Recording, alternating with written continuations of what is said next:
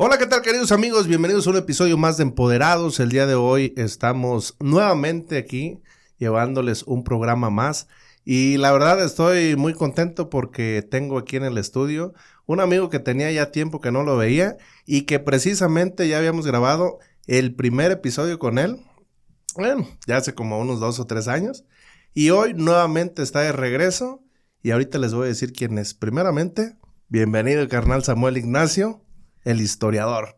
Sí, muchas gracias, amigo Cristian. Hace tres años que Tú tienes el dato grabamos. exacto. Sí, es que historiador. Sí, hace 3 años que grabamos el primer episodio, sobre todo nos centramos en historia de Zacatula, ¿te acuerdas? Sí, Y ahí la güey. gente empezó a interactuar un chingo sobre, oye, la hacienda, el astillero, ¿por qué Zacatula? ¿Por qué esto, Hernán Cortés? Entonces, eso generó muchas preguntas, mucha interacción de la gente, y pues bueno, ahorita también esperemos que sea lo mismo, porque hay muchísimos temas de los que debemos y tenemos que hablar. ¿Y quién lo hubiera pensado, güey? O sea, te pones a ver y dicen, historia, pues, ¿quién? Pero esa vez que llevamos el primer episodio que tuvimos contigo, la neta se puso muy bueno, la gente interactuó mucho, surgieron muchas preguntas y el día de hoy, después de 3 años, estamos nuevamente aquí grabando un segundo episodio con el amigo Samuel. Y pues, ¿qué les puedo decir? Es un historiador, agarra ciertas líneas de investigación, tiene actualmente por publicar libros, tiene también algunas investigaciones, anda haciendo un montón de cosas y pues, carnal, gracias por estar aquí, la neta, qué gusto saludarte otra vez. No, a ti, gracias. La verdad, ya tenía muchísimas ganas de venir. ¿Te acuerdas que luego te preguntaba que cómo estabas, que dónde andabas? Porque ya tenía como esa gana de decir, bueno, quiero platicar con el Cristian así de historia. Y pues bueno, se llegó el momento después de 3 años. Se llegó el Después de momento. 3 largos años, para decirles, nuestro amigo Samuel viene de Lázaro Cárdenas, Michoacán, y ya tienes aquí en Morelia, ¿cuánto? Voy para 5 meses que regresé aquí a Morelia. 5 meses, pero viví aquí en Morelia bastantes años, 10 años. Ya ves que después de eso viví en San Luis Potosí, estuve en Ciudad de México, viví en España, en Sevilla. Y después de todo eso, pues fue cuando comencé a hacer todas estas investigaciones, a querer viajar, a visitar panteones antiguos. Y bueno, desde el último podcast he viajado como no te imaginas, y he visitado, investigado tantas tumbas antiguas, he conocido tantos lugares y he encontrado tantos libros antiguos, ya lo platicamos, que pues bueno, yo creo que vamos a hablar un poco de eso esta noche. ¿Qué fue lo que te inspiró, te motivó para seguir con esas líneas de investigación? Recuerdo que platicamos muchas cosas, pues de Zacatula. Andabas también haciendo una investigación con un personaje. Ese pinche Patrick, güey, que se me quedó bien grabado. James Henry Petherick. No, pero era el Patrick, ¿no? Patrick, Petherick. Patrick, algo así. James Henry Petherick en La Unión. Sí, todo un ¿Por qué te personaje. clavaste, güey, con ese Es que güey? fíjate que todo empezó por una desgracia familiar que ocurrió en la caseta de Feliciano. Fallece un primo en un accidente, lamentablemente, pues ya cuando lo sepultaron fue ahí en el Panteón de la Unión, y pues ya a raíz de eso, cuando estábamos ahí en el sepulcro, pues decidí como visitar un poco el panteón como para alejarme pues de ese sentimiento, vaya, ¿no? Entonces cuando estoy haciendo la exploración del panteón, pues me voy encontrando así de la nada un monumento neoclásico griego hermosísimo, estilo Partenón, que dije, ¿de quién es esa tumba, no? Me llamó bastante la atención, y solamente aparece en una pequeña plaquita de mármol azul, In Memoriam en latín, In Memoriam James Henry Petherick. Nació en Chudley el 16 de enero de 1828, falleció el 5 de abril de 1898. Recuerdo de sus adictos amigos por gratitud. Dije, ¿quién era este personaje para que tuviera una tumba de esas características y sobre todo tuviera una dedicatoria como esa, ¿no? ¿Quiénes fueron El sus amigos? epitafio, tus amigos recuerdo de tus adictos amigos por gratitud. Ah, ya. Entonces, gracias a ese epitafio, a esa pequeña información me pude meter más a investigar un poco en archivos de Inglaterra, en archivos de México. Lamentablemente no encontré nada en el Pueblo de la Unión porque sí fui a consultar su archivo histórico. Encontré mucha información muy valiosa, pero lamentablemente la información del año de su fallecimiento se perdió. No hay de nadie exactamente el año de 1898, no hay información, dicen que se quemó. Entonces, lamentablemente no pude consultar como el acta original de defunción porque fue sepultado por la propia gente de la Unión, pero lo que sí encontré fue en periódicos de la Ciudad de México, uno español y uno estadounidense, las razones de su muerte. Entonces ya cuando empiezo a investigar un poco más y veo que fue un hombre que hizo mucho por la comunidad del Pueblo de la Unión, que dije, wow, o sea, ahora entiendo por qué tiene ese monumento y ese epitafio. Fue un hombre que fundó escuelas, ayudó a los pobres, al hambriento, y en 1892 aproximadamente hubo una epidemia de influenza en el Pueblo de la Unión, una influenza que azotó a toda la comunidad y que James Henry Petherick fue casa por casa, enfermo por enfermo, a darles dinero, alimento. ¿De qué todo. vivía él? Él era minero, era minero. Él llegó a México en 1867. Llega poco tiempo después de que fusilan a Maximiliano de Habsburgo. Llega, fíjate, bien curioso, porque acabo de ver uno de tus videos sobre la historia de la división de los estados de Guerrero y Michoacán, y fue inevitable no pensar en James Henry Petherick. ¿Por qué? Porque tú sabes que el fundador del estado de Guerrero fue el general Juan Álvarez. Y Juan Álvarez, a través de la revolución de Ayutla en Guerrero, es que derroca para siempre a Antonio López de Santa Anna. Entonces le debemos a un guerrerense el destierro del dictador Santa Anna del país. Entonces el general Álvarez era dueño de muchas propiedades, como todo cacique, como todo general de la época. Y entre esas propiedades tenía minas. Encontré precisamente minas de su propiedad para el año de 1867. Y vas a decir, bueno, ¿qué tiene que ver James Henry Petherick en todo esto? Porque Juan Álvarez fallece poco tiempo después, en el año de 1867, del fusilamiento de Maximiliano. Fallece al poco tiempo, no recuerdo si fallece como al mes o a los 2 meses. ¿Y qué crees? Las minas pasan a manos muertas, ya no son de nadie, o sea, están ahí sin que nadie sea el propietario. Entonces, lo interesante de esto es que James Henry Petherick viaja desde la Australasia, lo que es las islas del norte de Australia. Él anduvo en toda esa parte, explorando minas en aquella zona, y se dirige a México. Ya en México llega a Veracruz, Ciudad de México se mueve al estado de Guerrero, a Coyuca. Coyuca, el que está arriba, siempre me confundo, es el de Catalán.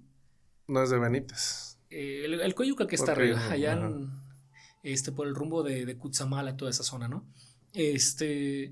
Y James Henry Petherick va precisamente a inspeccionar unas minas, y entre esas minas, en un informe que afortunadamente tengo escrito por él, encontré ese informe escrito por este inglés, dice: tuve la oportunidad de explorar las minas del viejo Juan Álvarez, ya fallecido, y en efecto se les puede explotar tal y tal, y te da los minerales, porque él como ingeniero hizo la inspección y fue personalmente a las minas. Dice, sin embargo, hay un detalle: estas minas fueron destruidas, fueron inundadas a propósito, muy probablemente para que nadie las pudiera explotar. Dice, pero si contratamos la mano de obra de los lugareños y de los extranjeros que se encuentran en toda esta zona de Guerrero, podemos sacarle mucho provecho. Y en efecto, James Henry compra las propiedades del finado general Juan Álvarez. Órale. Entonces se hace dueño para la compañía para la que trabajaba, y en parte también para él, de minas cerca de Coyuca. Hay una hipótesis que todavía no he podido corroborar, pero una de las minas que él compra y que pone en marcha es una mina que se llamaba Placeres del Oro. Y Placeres del Oro es una comunidad exactamente en la misma zona que tengo localizada geográficamente de las minas que adquirió James Henry Petherick. Entonces, si este dato es correcto, la comunidad de Placeres del Oro en el estado de Guerrero es fundada por James Henry Petherick. Entonces, él tenía a su cuidado y en su potestad estas minas que estaban cerca de Coyuca, en Cirándaro, en Cutzamala y en Huetamo. Y está aproximadamente, y él está moviéndose en estas zonas. De hecho, localicé también en documentos demográficos de Coyuca que fue padrino de una niña, siendo el anglicano, porque él no es católico, siendo él de la religión anglicana de Inglaterra, ¿no? De la iglesia anglicana. Entonces es padrino en una misa católica de una niña, hija de una mexicana y de un holandés que vivía exactamente en Coyuca de Catalán, si no mal recuerdo, Coyuca de Catalán, el que está arriba. Y lo interesante de todo esto es que él no aparece con una esposa que sea también la madrina, sino es otra mujer que nada tiene que ver, como a veces hace hoy día, que un padrino pues no forzosamente es esposo o esposa de la otra persona, ¿no? Que está fungiendo como padrino o madrina. Entonces, lo interesante de esto es que no he podido localizar si estuvo casado o no, pero sí he podido localizar parte de su vida fuera del trabajo, fuera de las minas, y uno de esos datos es precisamente que fue padrino de una niña en Coyuca de Catalán, y tengo exactamente el dato, la fecha y la iglesia donde se llevó a cabo la ceremonia. Y lo interesante es que en el registro lo ponen como el señor J.H. Petherick, James Henry Petherick. Y lo interesante es que él está en esta zona, fíjate, por eso me clavé tanto con este personaje, que todo esto, ojo, es una investigación original, no hay nada. No hay nada. Todo lo he hecho yo. Todo lo he hecho yo, toda la investigación. Cuando nos reunimos, ¿ya lo tenías tú, la investigación completa? Todavía no. Todavía no. Todavía no, ¿verdad? Tenía pesquisas, documentos sueltos, pero todavía no. La historia ya la tengo en un artículo que está en obra negra. No lo he podido terminar por cuestiones laborales, pero ya toda la investigación de cabo a rabo en el aspecto laboral, que es lo que más se tiene, ya está hecha, incluido un informe escrito por él, en español. Tengo el informe escrito por él. Entonces, él está viviendo en esta zona de Guerrero, entre Cirándaro, Cutzamala, Coyuca, Huetamo, Guerrero y Michoacán, porque ya estaba dividido.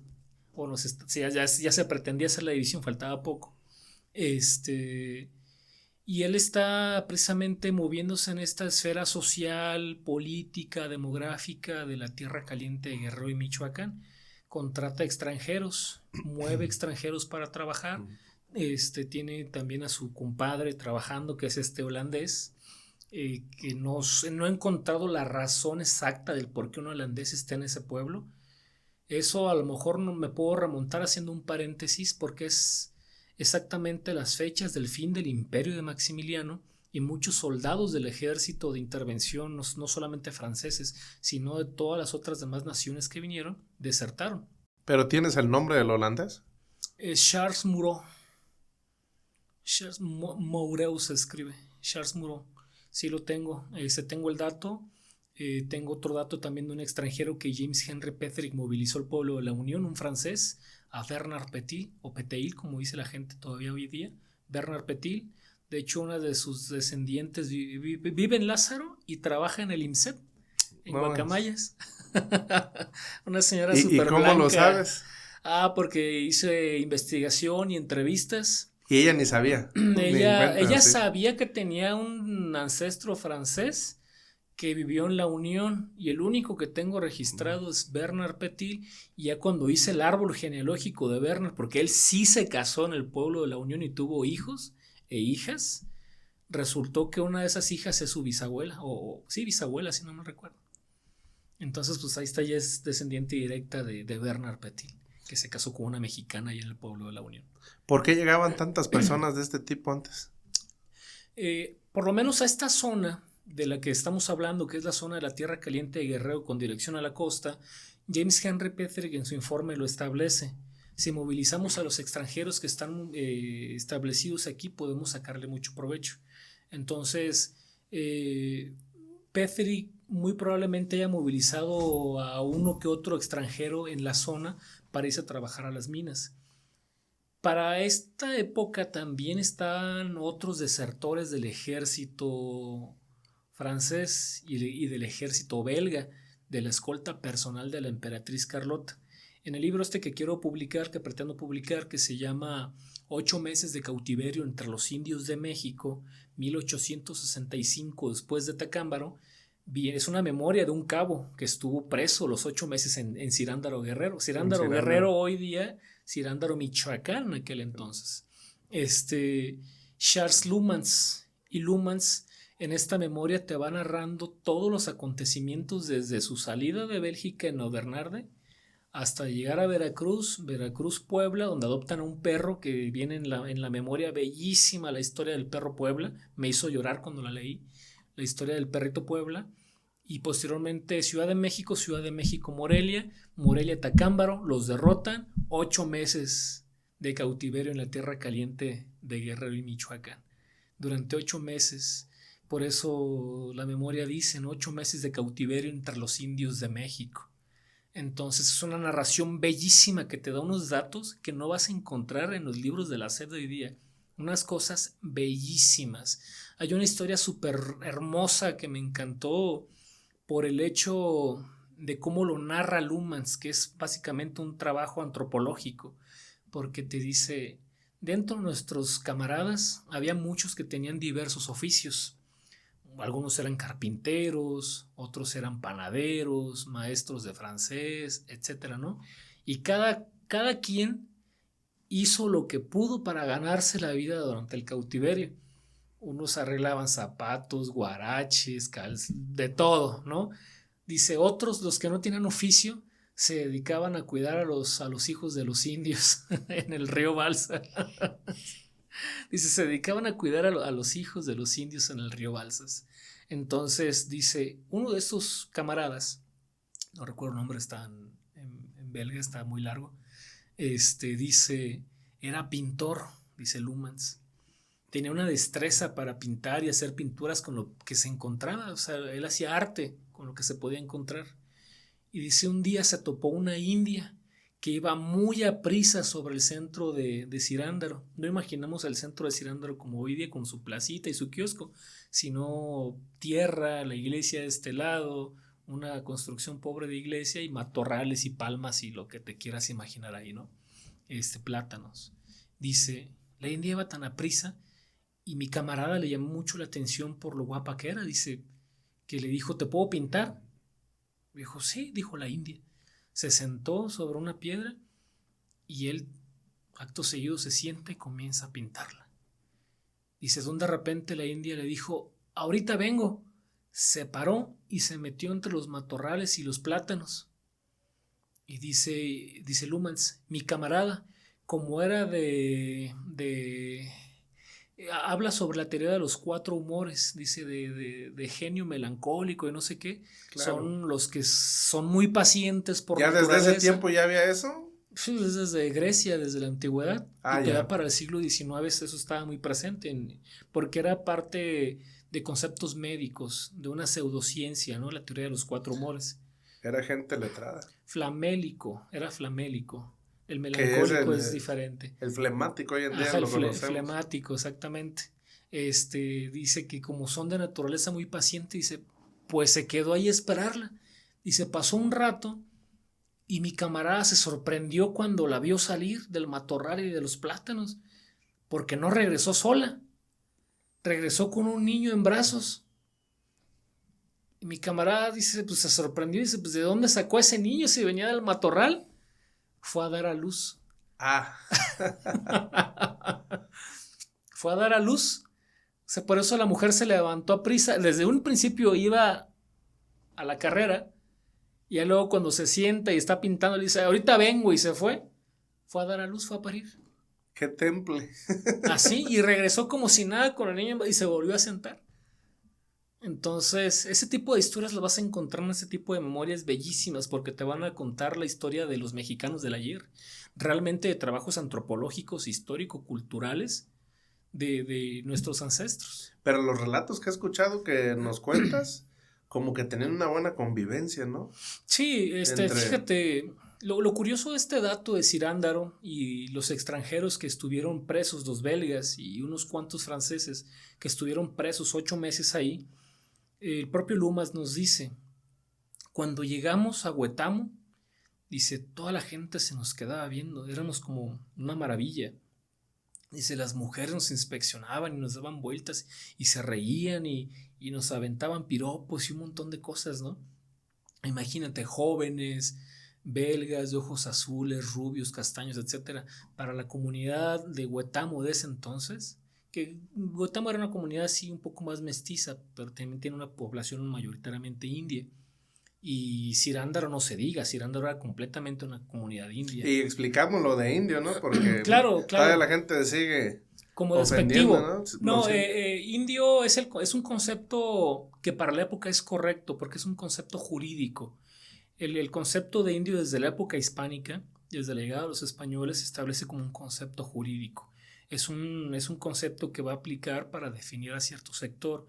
La palabra indígena, si bien ya existía para el siglo XV, antes de la conquista, en el diccionario siglo XV-XVI, en un diccionario de Antonio de Nebrija, el padre de la lengua castellana, la palabra indígena significa originario de, oriundo de, ¿no? Nativo. Eso significa la palabra indígena. Pero tras la llegada de los españoles y durante el siglo XIX, el concepto funge como un concepto jurídico y social que es completamente adaptado para la época y muy común. Nada más que hoy día, pues ya con las nuevas historias, nuevas investigaciones y nuevo uso de conceptos, pues te dicen, no, es que son indígenas, que también es válido, porque, repito, la palabra indígena es antigua y viene de esta definición del castellano de oriundo de, nativo de, ¿no? Entonces, para la época, los extranjeros, sobre todo, que no están acostumbrados a estas cuestiones jurídicas, de todas formas ellos van a seguir llamando a los mexicanos como indios, ¿no? Entonces son indios. Y es un concepto que pues históricamente estuvo muy arraigado en la historia de México, desde la Nueva España en la época hispánica hasta el siglo XIX, posteriormente a la independencia. Es un concepto que va a estar ahí y hasta el siglo XX. Y de algunos regionalismos que se utilizan hoy en día tuvieron influencia esos personajes. Por ejemplo, me llama mucho la atención, güey, la palabra de cocho que se utiliza en esa región. ¿Tienes algún dato de eso? Porque en algún momento platicamos ahí con nuestro compa Alexis, que le mando un gran saludo. Tuvimos un podcast, no sé si alcanzaste a ver esa parte. No recuerdo. Pero mencionaba que posiblemente esa palabra venía precisamente de los extranjeros, que si las mujeres mexicanas tenían alguna relación con ellos, ya los hijos que salieran, así les decían, porque ya estaban mezclados. Mestizos, los cochos. Fíjate que ese dato no lo tengo a la mano, no desconozco de dónde venga el concepto de cocho, pero lo voy a investigar. Lo voy a investigar, hay tantas cosas que vas a encontrar en las Pero memorias. Tienes que compartirnos, ¿no? Sí, claro, en otra... Ya para que, en otra plática y también en tu página. Fíjate que lo mismo pensaba yo con el concepto de gringo. El concepto de gringo estamos tan acostumbrados a decirlo a los estadounidenses, ¿no? No digo norteamericanos porque también somos norteamericanos, pertenecemos al norte de América, geográficamente hablando. Pero los estadounidenses pues están muy acostumbrados a que se les diga gringos y es algo muy común en nuestra lengua. Pero leyendo precisamente memorias del siglo XVIII y de principios del XIX, también se le dice gringo al francés, al holandés, al belga, al extranjero, vaya. Y no es esta idea que se tiene del green go, ¿no? Verde, vete, que nos han contado que durante la Revolución Mexicana, que durante el... No, yo lo he encontrado en fuentes del siglo XVIII y del siglo XIX. Gringo. ¿Qué es lo que se dice cotidianamente de lo de gringo? Me llama mucho la atención. Que decían gringo, de verde, ¿no? Ajá, de como la vestimenta militar, según esto, a lo que se nos ha contado, es que el uniforme militar de los gringos ha sido como un verde olivo, ¿no? Entonces, pues... Pero no hay ninguna estadística, pues. No hay una fuente así como que digas confiable, por lo menos yo no lo leí hace mucho tiempo en un libro de la Revolución, pero no sé si era más novela histórica o realmente una investigación rigurosa, no recuerdo, lo leí cuando apenas era estudiante de primer año, hace ya bastantes años. Pero ya cuando te vas formando y tienes acercamiento a las fuentes de estas épocas del siglo XVI, XVII, XVIII, XIX, te das cuenta que muchas cosas pues son más viejas de lo que tú piensas, ¿no? Pero que desconocemos porque no tenemos acceso a esas fuentes para conocer realmente el significado. Por ejemplo, gazpacho, en un diccionario, aprovechando que estamos en Morelia, en un diccionario que encontré, no recuerdo si es de Antonio de Nebrija, lo tengo guardado en mi computadora, hice varios apuntes, viene el significado de la palabra gazpacho. Y dice, gazpacho viene del italiano, lo voy a sacar en mis redes y te lo voy a compartir, no lo he publicado todavía, ahí tengo el escrito, el guión. Dice, gazpacho viene de una palabra italiana tal que significa mezcla de todo, mezcla de varias cosas. Y ya cuando lo castellanizas, ya lo llevas para acá y sobre todo aquí en Morelia, pues ¿qué es un gazpacho? Sí, una mezcla de frutas. Una mezcla de todo, de frutas, de queso, de un montón de cosas, ¿no? Y por ejemplo, ese tipo de cosas tan sencillas, que dices el significado de la propia palabra gazpacho viene de un diccionario de hace 500, 600 años. Por ejemplo, la palabra ramera. La palabra ramera tiene un significado también en la lengua castellana súper interesante. La palabra ramera viene de una historia de la Edad Media en Castilla, precisamente. Donde se dice que las mujeres prostitutas por algunas prohibiciones no podían estar cerca o dentro de las propias ciudades, sino que se iban a las afueras, a los campos, y también les convenía donde estaban realmente los trabajadores, ¿no? El campesinado, etcétera. Entonces, de acuerdo a este mismo diccionario, me parece que es el de Tesoro de la Lengua Castellana, te voy a investigar bien el dato, menciona que las mujeres construían casas de ramas, chozas de ramas, cerca de los caminos y de los molinos para atender a sus clientes. Entonces los campesinos, cuando querían echar pasión, le decían al otro, ahorita vengo, voy con la ramera o con las rameras por las casas hechas de ramas. Yeah. Ese tipo de cosas tan sencillas las encuentras en diccionarios antiguos, en fuentes antiguas, y ahí están esperando a que alguien te las cuente. Yo lamentablemente ahorita por falta de tiempo no he podido, pero ya tengo todos los guiones ahí preparados para salir un día y grabar este tipo de cosas, ¿no? Tan sencillas, pero que no dejan de ser interesantes para explicar un significado tan sencillo como el del gazpacho, por ejemplo. Sí, como el del gazpacho y muchos más que vimos también en los episodios pasados. ¿Cómo tienes algún dato de cómo se vivió esa separación de Guerrero con Michoacán? Esa parte es Cirándaro, la parte... Mira, el conflicto está desde la propia construcción del estado de Guerrero con el general Juan Álvarez. Juan Álvarez, a finales de los 40 del siglo XIX y principios de los 50, cuando erige el estado de Guerrero, pues se forma de partes de otros estados. Y no hay que entender los estados como hoy día, porque fue un debate que vi ahí en tu post, ¿no? De que la gente comentaba, no, es que cómo Puebla llegaba hasta allá. Es que hay que entender que la geografía no es la misma. Y con el paso de los siglos hay diferentes administraciones. Está la administración eclesiástica y está la administración política. La administración eclesiástica era mucho más grande que una administración política, secular. ¿Por qué? Porque, por ejemplo, si hablamos en cuestiones de territorio del obispado de Michoacán o el Gran Michoacán, comenzaba su territorialidad desde donde es precisamente la hacienda de Zacatula, hoy Zacatula y Lázaro Cárdenas, toda esa zona, y llegaba hasta Matehuala, hasta San Luis Potosí, pasando precisamente por todo el estado de Michoacán, por todo el estado de Guanajuato y parte del estado de San Luis Potosí. Entonces, imagínense, es una territorialidad inmensa, pero en aspectos eclesiásticos.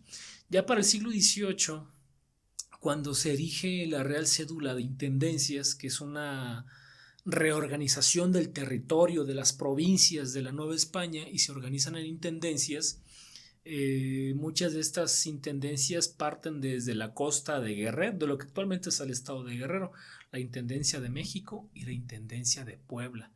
Puebla y México tenían mar en algún punto de su historia, pero estamos hablando de la época hispánica. Claro. Entonces, y el estado de Guerrero precisamente se erige cortando estas partes y cortando esta herencia, sobre todo que es lo principal, estas herencias hispánicas de una división territorial, y surgen las nuevas demarcaciones en la Primera República Federal y en el proceso de la construcción del México del siglo XIX. Ya para finales de la primera mitad, inicios de la segunda mitad del siglo XIX, Juan Álvarez, al erigir el estado de Guerrero, pues se forma por parte de estas antiguas territorialidades que le pertenecían a Puebla, México y Michoacán. ¿Y a qué se debe que Michoacán tuvo tanto desarrollo eclesiástico? Porque aquí se centra primero una parte importante. El primer virrey estuvo establecido aquí en Valladolid, lo que hoy es Morelia. No por nada está el hotel, no sé si sigue funcionando, creo que no, el Hotel Virrey de Mendoza, en el centro. Sí, el de la esquina no funciona. Exactamente, ya no funciona. Mira. No, ya no está en oficina. Pues ahí ese edificio es en honor al virrey, ¿no? O sea, está erigido con el nombre del primer virrey de la Nueva España. Entonces, Michoacán tuvo un desarrollo muy grande porque toma en cuenta también como lo tuvo Ciudad de México. Ciudad de México tiene un desarrollo durante su historia grande porque ahí estaba establecido el Imperio Azteca y estuvo pues ya posteriormente poblado por gente de todos los tlaxcaltecas, españoles, posteriormente mestizos, negros, esclavos, etc. Y Michoacán también tenía uno de los imperios más grandes de la territorialidad llamada Mesoamérica, que en este caso eran los tarascos. Entonces también al centrarse los españoles en un lugar donde tienes ya un montón de gente congregada, pues entonces el desarrollo social, económico, etcétera, cultural, empieza a crecer, ¿no? Se empieza a desarrollar. Entonces, ese es el caso particular de estas poblaciones. Puebla, por ejemplo, Puebla en una primera instancia se llamó Puebla de Los Ángeles. Hoy día se llama Puebla, ¿no?, de Zaragoza. Pero Puebla de Los Ángeles surge como una ciudad española, en contrapeso precisamente a estas poblaciones donde había un mestizaje entre españoles, indios o más indios a veces que españoles. Entonces lo mismo surge con Valladolid. En un primer momento Guayangareo, posteriormente Valladolid surge con esta primera idea de que solamente sea una ciudad para españoles y los indios que se queden en Pátzcuaro, ¿no? Y para prueba un botón de la belleza arquitectónica que existe. Y es una contraparte con Pátzcuaro, por ejemplo, porque antes Pátzcuaro era la capital de la provincia de Michoacán, ya posteriormente se movió a Valladolid. Entonces, también tomando en cuenta que hay canteras en todo lo que es la colonia obrera. Hoy día, si tú vas, hay recorridos todavía de casas que están construidas sobre cantera. Pues de todas esas zonas se extrajo para la construcción de los edificios, ¿no? Cosa que no sucedió, por ejemplo, en Pátzcuaro. Tú ves la arquitectura y son dos polos completamente opuestos en desarrollo urbanístico. Entonces, este tipo de poblaciones o regiones tienen mucho desarrollo precisamente por esta convergencia entre españoles, indios, mestizos y todo lo que se mal llama castas, que yo le llamo calidades, así aparecen en los documentos como un concepto jurídico, las calidades, es decir, el lobo, el saltapatrás, todo el resultado del mestizaje entre lo que te puedas imaginar, ¿no? Entonces, por eso tenemos este tipo de desarrollos en estas poblaciones, en estas comunidades. Por ejemplo, la propia San Luis Potosí. San Luis Potosí centro, a lo largo de su historia, fue un centro, no le vamos a llamar para aquella época histórico, porque pues todavía no estaba el concepto, pero el propio corazón de la ciudad es como una ciudad española. ¿Pero qué tienes a los laterales, a los lados? Los famosos barrios. ¿Y qué son? Los barrios de indios. Entonces ahí está la división, ¿no?, demográfica y el crecimiento de la arquitectura española aquí, y acá afuera pues ahí háganle como le puedan, ¿no? Y como historiador, ¿tú cómo ves la arquitectura aquí de Morelia? Comparándola pues también con otros lugares en los que has estado, está en San Luis, ¿tiene mucha similitud también con la de España?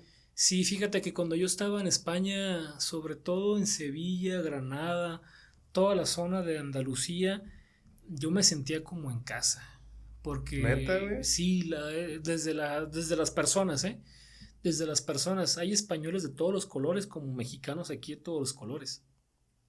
¿Por qué? Porque hay mucha mezcla cultural, no solamente reciente con gente de África, ¿no?, del norte de África especialmente, sino es un fenómeno histórico desde la conquista de los moros en el año 711 de nuestra era, cuando invaden la península ibérica y derrocan al último rey visigodo, el rey Don Rodrigo.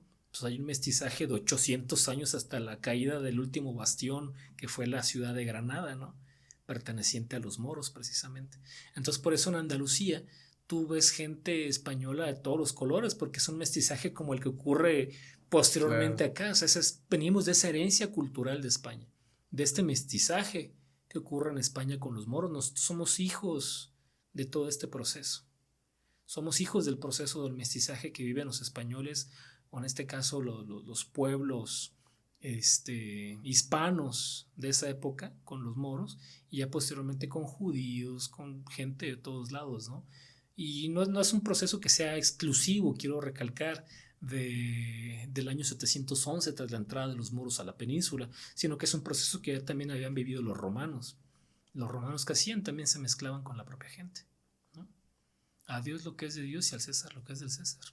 A mí pagan mis impuestos, tu cultura. Un romano se enamoró de una goda o de un hispano. Y ¿qué ciudades recorriste que te hacían sentirte como en casa? Y la cuestión también de la infraestructura, los materiales, güey, ¿son similares? Sí, en cierta parte son similares. Yo me sentí muy en casa, lo repito, en el sur, en Andalucía. Yo vivía en Sevilla. Yo vivía en el polígono sur de Sevilla, en la zona residencial de la Universidad Pablo de Olavide. No vivía en el centro histórico, pero ya cuando vas al centro histórico y caminas por sus calles de cantera igual y todo, es exactamente lo mismo que si estuvieras visitando Morelia, Puebla, San Luis Potosí, la propia Ciudad de México. O sea, es exactamente lo mismo. Si tú vas más al norte, lo que se conoce en Castilla como la España desolada, porque pues ya casi no hay gente, tú ves pueblos fantasmas y castillos abandonados en medio del campo. Ahí ya la arquitectura cambia un poco. De hecho, cuando estuve en Magaña, en el poblado de Magaña, es un poblado que todavía conserva ni siquiera una arquitectura, vamos a llamarla así como la que vas a encontrar aquí en Morelia, ¿no? Medieval, de piedra, casas de piedra estilo medieval, como en las películas. Pueblos mágicos, ¿no? De allá. No sé si existe el concepto de pueblo mágico ahí en España, ¿sí existe? Sí existe el concepto. Fíjate que no sabía. Estaba checándolo otra vez algunos y sí, son cuestiones medievales. Bueno, porque es de la UNESCO, ¿no? Es internacional. Es internacional. Pero fíjate que ahí en Magaña, aprovechando su arquitectura, y tienen un castillo en una loma a la entrada del pueblo. Lo primero que ves es el castillo imponente arriba de ti, una chulada, y una ermita de una virgen. Tú vas entrando y la arquitectura te recibe, arquitectura medieval. No sé si hasta el día de hoy lo sigan haciendo, pero hace 2-3 años anualmente hacían el Festival Medieval de Magaña y hacían justas a caballo y un montón de cosas, un festival medieval, y eso como que le daba pues un plus al pueblo, porque se hacía una vez al año, entonces mucha gente como que dijo, pues vamos a la festividad medieval de Magaña, e iban, porque el pueblo ya realmente está deshabitado. Viven a lo mucho, en aquel entonces yo fui en 2019 y eran menos de 50 personas, y 50 te exagero. Conocí al alcalde, a Fernando Marín, que me disculpe, se me olvidó su apellido, pero Fernando, no se me olvida su nombre, y conocí a su mamá, una viejita muy amable, muy simpática, muy dulce la señora. Vive exactamente en las últimas calles, en un tipo de barranco, por así decirlo, con un callejoncito empedrado, y a mano izquierda, en cuanto sale de su casa, la vista imponente del castillo. Una cosa hermosa. Sí, vi que me mostraste algunas fotografías, ¿no? Sí, o sea, la señora, me acuerdo, estaba regando las plantas cuando yo llegué, ya estaba muy viejita en ese entonces. Me acuerdo muy bien de eso, es un recuerdo que tengo muy vívido. La calidez del español es muy similar a la del mexicano. Mucho, es que realmente somos hermanos, o sea, esa disputa tonta es para gobiernos demagogos, pero bueno, no quiero entrar en disputas. Y lo dices porque conviviste también con gente allá, ¿no? ¿Cómo piensa la gente allá respecto a esto? Pues mal, lo ven mal, o sea, pues están odiando a sus propios ancestros, es lo que dicen. Realmente muchos de nosotros, obviamente no todos, pero muchos de nosotros resultamos de este mestizaje en todos los aspectos, demográfico y cultural. Entonces... Pero la gente allá, tus amigos que te hiciste españoles, ¿cómo veían ese asunto? ¿En algún momento llegaron a platicar eso? Sí, absurdo. Es como, ¿por qué? Si somos, para empezar, somos hijos de Roma, somos hijos de los moros. Claro, Y primero. somos hijos de un mestizaje que nos une en ambas partes. Odiar al español es odiar a sus ancestros. Y lo repito, no de todos, porque obviamente pueblos originarios que muchos de ellos no llevaron este mestizaje, pero por ejemplo tú o yo tenemos este mestizaje en nuestra sangre y en la cultura. Entonces es innegable decir que no somos mestizos, ¿no? Entonces odiar lo europeo u odiar lo afro es odiar a tus propios ancestros. Entonces ponte a Y es pensar un revoltijo. de todo. Es que realmente somos un revoltijo de todo. El mexicano es eso, porque la Nueva España era un territorio riquísimo y la moneda del mundo se salía de aquí. La moneda del mundo en aquel entonces se pagaba con moneda de la Nueva España. Si tú vas, espero y algún día lo podamos hacer, que compremos detectores de metales y nos vamos a hacer contenido sacando monedas, nos vamos a encontrar muchas monedas de la época hispánica. ¿Sabes la Demasiadas. numismática de todo eso? No mucho, soy fanático, pero te soy honesto, no me he dedicado a investigar un poco. La única moneda que sí he leído un poco es la columnaria. Tiene 2 columnas, si no me recuerdo son las 2 columnas del mito de Hércules. Pero no me he metido a estudiarlo, pero espero que si compramos los detectores de metales y nos vamos a sacar contenido buscando esas monedas, porque los caminos están repletos, los antiguos caminos reales están repletos de monedas hispánicas. Y estaría chido hacerlo contigo, güey, porque me imagino que te vas a pegar 100% a la historia. Estaría perrísimo, güey, hacer eso contigo. Porque me imagino que trae los datos y pues ya lo sabes como historiador. Más o menos los caminos reales, todo ese tipo de cosas. Algunos, tengo un amigo, fíjate, es un señor jubilado del estado de Guerrero, no recuerdo si es de Atoyac, te debo el dato. Don Salvador, él tiene una colección increíble de monedas hispánicas del siglo XVI, XVII, XVIII y principios del XIX. Tiene una colección increíble porque el señor se compró un detector, ha comprado ya varios detectores de metales y se ha dedicado a recorrer los caminos reales de Guerrero y ha encontrado unas joyas como no te imaginas. Entonces, yo no tengo ninguna moneda hispánica. Tengo un amigo en Uruapan que me acaba de regalar una moneda de plata, 720, plata pura, de 1924. Entonces me dijo, mira, para que inicies tu colección. Por ejemplo, aquí en el estado de Michoacán, ¿dónde me dirías, vamos a hacer un recorrido para buscar algo así? Aquí en Michoacán... Híjole, yo creo que aquí en la propia ciudad de Morelia, ¿cómo le llaman? ¿Los filtros? Los filtros. Los filtros, ajá, toda esa zona, pues de hecho ya ves que en la salida a Salamanca, creo que es Salamanca, la del tecnológico, hicieron una mini exposición del antiguo camino hispánico donde encontraron figurillas y encontraron precisamente el camino empedrado cuando estaban haciendo el distribuidor vial. Bueno, ahora sí, coméntanos de tu libro. ¿Qué rollo? ¿Quién te inspiró? ¿Cómo lo has obtenido? ¿Cómo has venido trabajando? Pues mira, fue gracias a la doctora Erika Pani del Colegio de México que ella me ayudó a arrastrarlo en Europa, precisamente en Bélgica y en archivos de Estados Unidos. Entonces, cuando ella me consigue el libro, pues tenía una tarea todavía más complicada, que era traducirlo.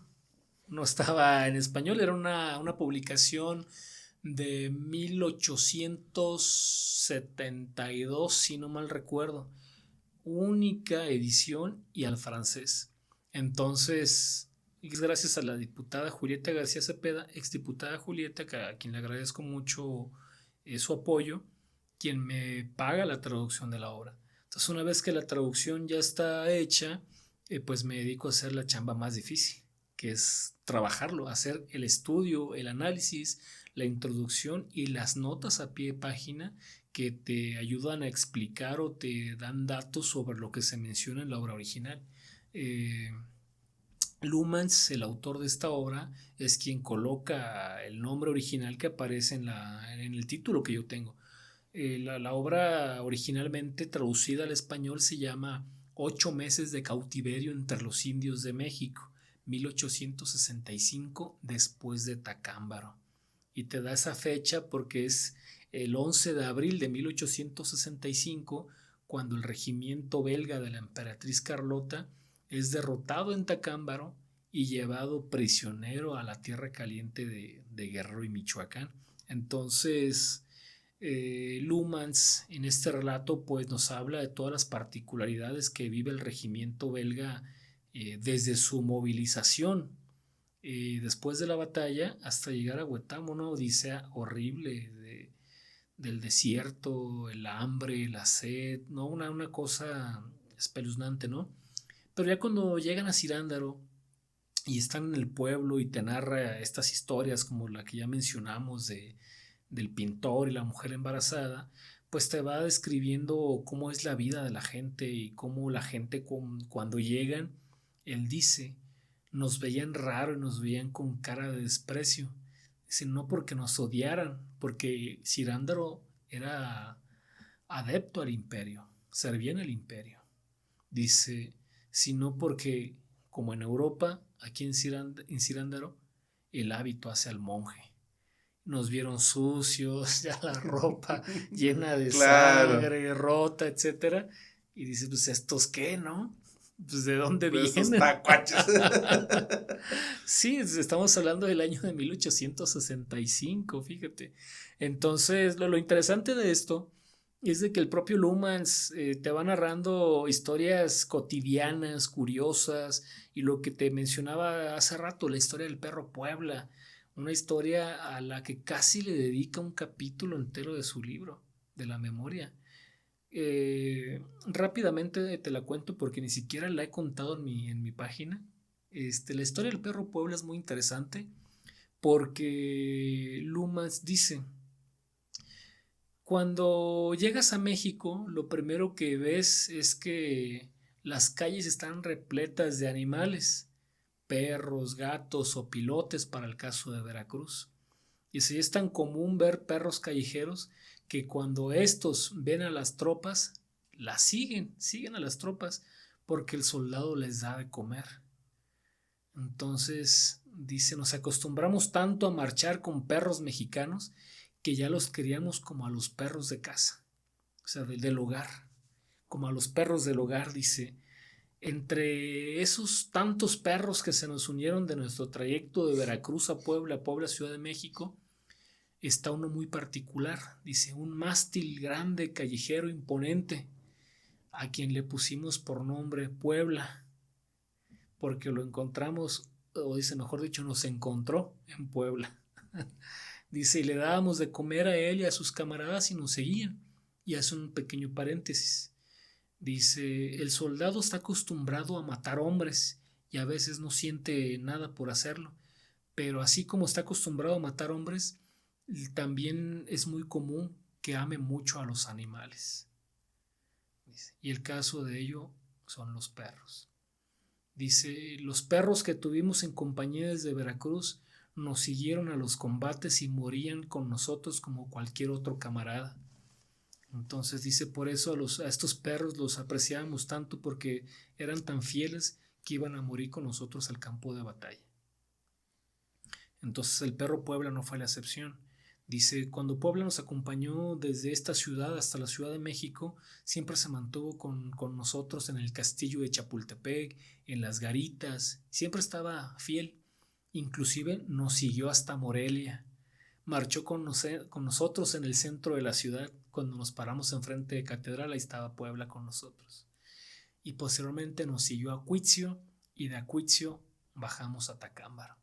Y ahí estuvo con nosotros ese fatídico día en el combate de la iglesia. Cuando la iglesia se incendió, estuvo Puebla dentro con nosotros. Y posteriormente Puebla sufrió lo mismo que nosotros durante el trayecto de Tacámbaro hacia Huetamo y de Huetamo a Cirándaro. Dice una historia bien curiosa. Dice, cuando llegamos a Cirándaro y cruzamos el río, los perros de Cirándaro se le echaron a Puebla para morderlo y matarlo. y no lo querían, es porque era un perro extranjero como nosotros, dice Lumans. Pero Puebla, que era malo para aguantar los chistes, agarró uno de sus perros por el cuello y lo mató. Entonces todos los demás perros salieron corriendo espantados y fue la forma en la que Puebla se ganó su derecho de ciudad. Dice, ya posteriormente Puebla vivió con nosotros el cautiverio, le dábamos de comer como podíamos, porque dice, a veces no teníamos comida ni para nosotros. Y como podíamos le dábamos de comer al perro Puebla. Y a veces se iba a cazar y regresaba con iguanas u otras cosas. Dice, Puebla era un guerrero nato como nosotros, ¿no? Y ya posteriormente dice, los indios chinacos, el chinaco es el soldado mexicano por excelencia del siglo XIX, el indio chinaco dice, tenía una costumbre tan cruel de molestar a Puebla que lo agarraban con una reata o lo amenazaban con los rifles, con el revólver, y Puebla pues no se dejaba, se les echaba encima. Y empieza a narrar la historia de Puebla y dice, ya cuando se acercó la fecha del canje, el 5 de diciembre de 1865 en Acuitzio, que por eso lleva el nombre de Acuitzio el canje por los belgas y los mexicanos que se intercambiaron, dice, Puebla llegó con nosotros en esa marcha desde Cirándaro, Huetamo, Huetamo, Tacámbaro, Tacámbaro, Acuitzio. Dice, y ya cuando íbamos a entrar al pueblo, unos chinacos empezaron a molestar a Puebla y Puebla no se dejó. Agarró a uno que estaba arriba del caballo y lo tumbó y lo empezó a morder en el suelo. Entonces los otros chinacos llegaron, pusieron sus revólveres y se los vaciaron en el cuerpo a nuestro perro Puebla. Dice, el pobre perro estaba a nada de ser libre como nosotros y murió esa mañana del 5 de abril en un maizal, ahí en la entrada de Acuitzio. Dice, todos empezamos a llorar. Dice, todos empezamos a llorar porque durante un poco más de 8 meses, desde acá, recordar que desde Puebla lo habían encontrado, poco más de 8 meses Puebla se había convertido en uno más de nuestros camaradas. Y pide una disculpa a Lumans, dice, perdóneme, lector, si estoy comparando a uno de mis camaradas humanos con un perro, pero fácilmente esos perros valían lo mismo que uno de nosotros. Qué y así fuerte. Y así termina la historia de Puebla. Yo cuando lo leí dije, wow, quise llorar, porque dije, no manches, casi un capítulo entero a la vida de Puebla, del perrito Puebla.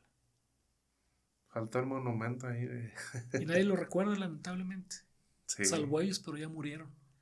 Entonces, el único testimonio que tenemos de Puebla es la memoria de Charles Lumans. ¿Cómo se compaginaron, no? Con un animal. O sea, compaginaron la vida Sí. humana con un animal. Y es que por eso dice que el soldado estaba tan acostumbrado a matar hombres, pero a la vez no era extraño que amara tanto a los animales, en especial a los perros, porque morían igual que nosotros en los campos de batalla. No nos dejaban solos. Se iban con nosotros y morían con nosotros en la raya. Ah, sí. Buena historia. Como es la historia del perro Puebla. Y como esa hay muchas, ¿eh?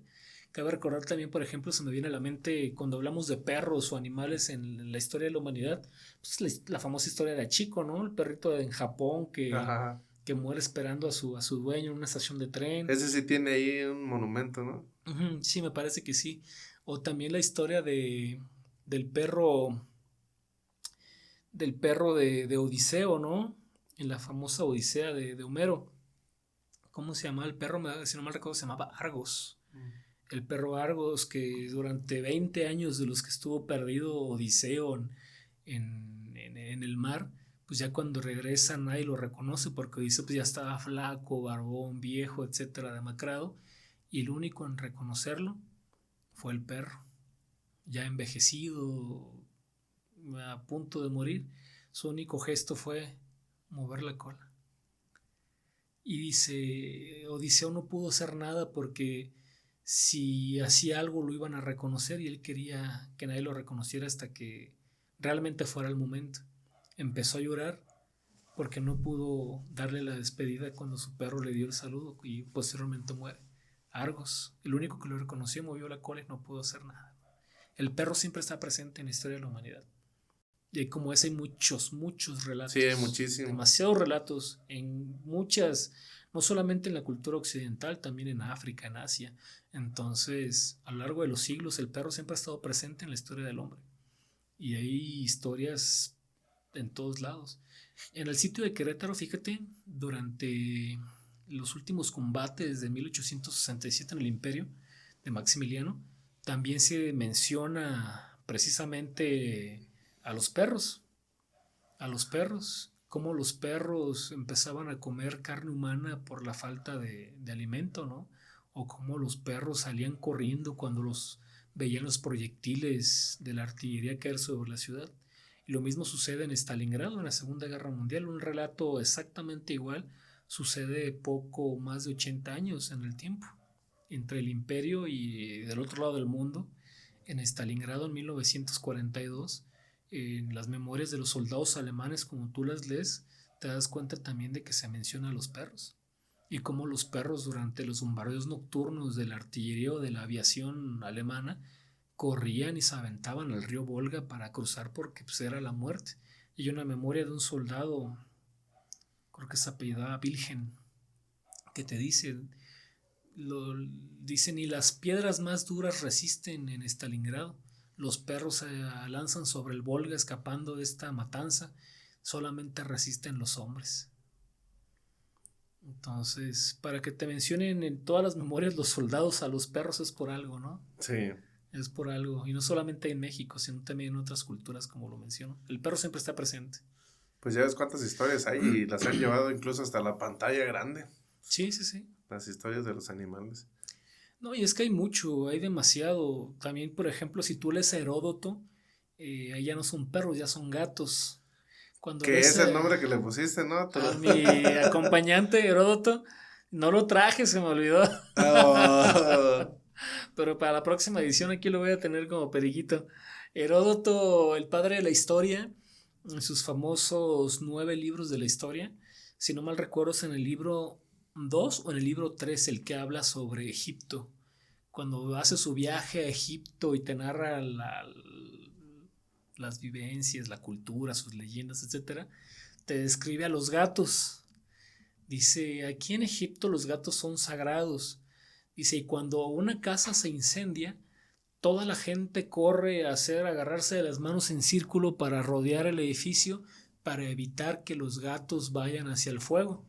Dice, pero a veces los gatos le tienen más miedo a la gente que al fuego, entonces ahí se cuatrapean y en lugar de correr en dirección contraria al fuego, corren hacia el fuego y se meten y se mueren. Dice, la gente, he visto que cuando eso sucede, se desgarran los cabellos y empiezan a rasguñarse la cara porque el gato es sagrado. Claro. ¿No? Entonces, como por ejemplo ese. Hay muchas historias de animales en todas las culturas que son bellísimas porque siempre están presentes. El animal siempre está presente en todos lados, ¿no? Inclusive en la concepción judeocristiana también están presentes los animales. Hay partes de la Biblia que te dicen cuida al animal, etcétera, o Dios hizo tal día, tal. Ya ves la vaca. Sí, en India, en ¿no? la India, que algún día tenemos que ir para allá, a la India. Y así como esos hay muchos animales. Aquí en las culturas mesoamericanas también, el coyote, Ajá. el jaguar, el águila, el ajolote, bueno, El en fin, sensontle, bueno, un montón de cosas, de historias que te quedas chuladas. Te quería preguntar, ¿cómo, como historiador, me imagino que también lo compartas con algún grupo que tengas de amigos, cómo han tomado la inteligencia artificial? ¿O cómo la utilizan? Fíjate que sí es un debate que ya he generado con colegas, porque no hay muchos colegas, por lo menos aquí en Michoacán, que se dediquen a hacer contenido, porque muchos ya o trabajan o tienen familia o se dedican a otras cosas, ¿no? Yo como soy soltero, trabajo nada más Apúntense. para mí. Trabajo nada más para mí, entonces pues me dedico a hacer cuando tengo el tiempo o a veces la energía de hacerlo, pues hacer contenido. Pero es algo que ya hemos platicado porque hay muchos creadores de contenido que no son historiadores, que hacen historia, pero he detectado que hacen a través de ChatGPT, hazme un guión de esto para Sí. un video de TikTok y listo, pum, una voz con inteligencia artificial y ahí está tu video. A veces sin corroborar realmente las fuentes. A veces sin corroborar las fuentes. No he querido hacerlo realmente, me he opuesto un poco porque soy a lo mejor un poco más tradicional en los métodos de enseñanza, en la cuestión de que pues te explico algo al método socrático, a veces a través de una pregunta o de un diálogo, pero pues yo estoy consciente de que ahora las nuevas mecánicas de las redes sociales y de que todo es rápido, pues a veces un videito con inteligencia artificial la gente te lo consume más rápido que un video de 3 4 5 10 15 minutos, ¿no? Algo para YouTube. Entonces, yo creo que conclusión, yo no lo veo como algo malo, no, al contrario. La tecnología está por algo y la inteligencia artificial a nosotros nos puede ayudar muchísimo a generar nuevas herramientas de difusión. Lamentablemente la lectura ha sido algo que ha decaído bastante en este país, ya casi no se lee, ya casi no hay uso de bibliotecas, en parte también por las nuevas formas de difusión del contenido, libros digitales, bibliotecas virtuales, audiolibros, etcétera. Entonces eso ha generado este tipo de cosas, ¿no? Pero yo creo que más allá de un problema resulta también una oportunidad de todo esto. ¿Por qué? Porque lo comentábamos hace rato fuera de cámara, ¿no? Estoy tentado ya realmente en hacer contenido a través de inteligencia artificial, pero sin perder realmente el rigor histórico que yo tengo para consultar las fuentes. Sin dejarle toda la chamba a Copilot o a ChatGPT, ¿no? GPT, sino que realmente lo que yo quiero es usar estas nuevas herramientas, pero con mi chispa de pluma de ¿Has investigación. consultado algo así con la IA? ¿Algo histórico, algunos datos? Sí, ¿Y qué sí, tal sí. te han resultado? ¿Sí te dan algunas fuentes? Chidas ¿Exactas? fuentes, hay equivocaciones, sí hay equivocaciones Claro. porque las he detectado, pero a lo mejor como para cuando olvidas algún dato o una fecha son herramientas útiles. Pero también Wikipedia, a nosotros se nos enseñó siempre que Wikipedia es como el diablo. No, ¿cómo que usas Wikipedia? No, no, no. Yo no digo que cites Wikipedia, pero la gran ventaja de Wikipedia, por ejemplo, es de que Wikipedia te da las fuentes a pie de página, ¿no? En estos numeritos que te pone hasta abajo. Ahí vienen muchas. Yo he encontrado unas fuentes bellísimas usando Wikipedia. No porque yo me quede con lo que dice Wikipedia, no. Reviso qué dice ese párrafo de Wikipedia y reviso su cita para ver de dónde la sacaron. Y ya una vez que yo me remito a la fuente, pues ya digo, cosa que a veces sí te la da la IA, sí te la da, sí te da las fuentes, pero a veces le tienes que preguntar, oye, ¿de dónde lo sacaste? O dime cuál es el origen de la fuente. Entonces, a veces yo he detectado errores, pero como un arma como para querer corroborar algún dato, pues no está mal. Si existiera una máquina del tiempo, ¿a qué año preciso te irías? Me la pusiste bien difícil. Yo creo que te irías al pasado, obviamente. Pero Sí, sí, sí. ¿qué año te gustaría indagar? ¿En qué año? La conquista. Wow. La conquista. Es algo Sacar que siempre... todas las dudas que hay. Como historiador tienes dudas, ¿no? Sí, no, claro, porque hoy día se ha puesto muy en tela de juicio la existencia de Bernal Díaz del Castillo, aquel famoso soldado y cronista del ejército de las huestes de Cortés que escribió la famosa historia verdadera de la conquista de la Nueva España, ¿no? Entre comillas. Entre comillas, y entre comillas también el verdadero ahí, porque pues... ¿Pero por qué se ha puesto en duda? Porque realmente la forma en la que se escribe en esa fuente en la que nuestro capitán heroico Hernán Cortés y todo el tiempo la persona de Cortés y Cortés era esto y Cortés realmente se han puesto a pensar, oye, y si esto lo escribió Cortés con un seudónimo como era muy común para aquellos años y hoy día todavía, ¿no? Cortés no era un pelado cualquiera, tenía estudios, había estudiado en Salamanca, allá en España, entonces se pone en tela de juicio, ¿realmente fue Bernal Díaz del Castillo? ¿O fue alguien más quien escribió? ¿O fue Cortés? Sí. No, y aparte déjate de eso. ¿O Cortés le dictó? O ándale, tal vez. Es que imagínate, poder viajar en el tiempo y ver la ciudad de Tenochtitlan, Wow, imagínate. un Si cuando sueño. tú lo lees en las fuentes de los frailes o de los conquistadores y cómo te describen el lago, las chinampas, el mercado, el templo mayor, y te dicen, esta ciudad es más grande que Londres, cuando Londres tiene una cantidad tal, aquí tienen miles más. Dices, imagínate ver aquella Venecia en ese territorio, ¿no? Mucho más bello que Venecia, inclusive los propios conquistadores lo llegan a decir. Imagínate lo que vieron esos hombres hace 500 años. Wow. O sea, imagínate poder ver todo eso, ¿no? Poder ver, obviamente, pues cada La raza momento. original. Claro, los aztecas, ¿no? Cada momento tiene lo horrible, lo feo. Hay sangre, hay guerras, pero la historia de la humanidad está hecha de eso, de violencia. La violencia es algo intrínseco en el universo. El propio universo y la vida surge a través de la violencia. Y la violencia es algo que está implícito en todo y la historia no se salva. Entonces la conquista sí es un momento cruel para la historia, en este caso en México. Pero cabe recordar que también los aztecas pues no eran peritas en dulce, ¿no? Eran los grandes conquistadores, asesinos, esclavizadores de otros pueblos. Cuando los otros pueblos vieron la oportunidad de librarse del yugo azteca no lo pensaron ni tantito. Se unieron a los españoles, que estaban hartos. Que Entonces, dijeron sí. sí, claro. Y obviamente también los españoles cometieron matanzas como la de Cholula, ¿no? Cometieron atrocidades como también los aztecas con otros pueblos y los árabes con los españoles y los españoles con los árabes en la península. Toda guerra es cruel. Ninguna guerra es justa ni bonita. Y se sintió más la traición aquí en Michoacán.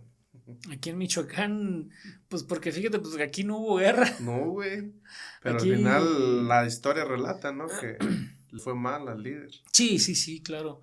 Le fue mal, aquí no hubo una guerra porque pues realmente pues no convenía, ¿no? El pueblo tarasco, después de haber visto lo que le pasó a los aztecas, pues no queremos que nos exterminen también, ¿no? Y creo que por eso también preservó gran parte, ¿no? De su cultura. Y hasta el día de hoy, Y hasta el día muchas de cosas hoy. que también hubo una culturización, ¿eh? No Sí, todo claro. es Hubo originario. modificación. Claro, por ejemplo, si tú vas a Iguazio, que has comentado que has estado allá, Sí. no recuerdo en qué fecha lo hacen, si es en diciembre, la famosa danza de cristianos contra los moros, algo así. Ajá.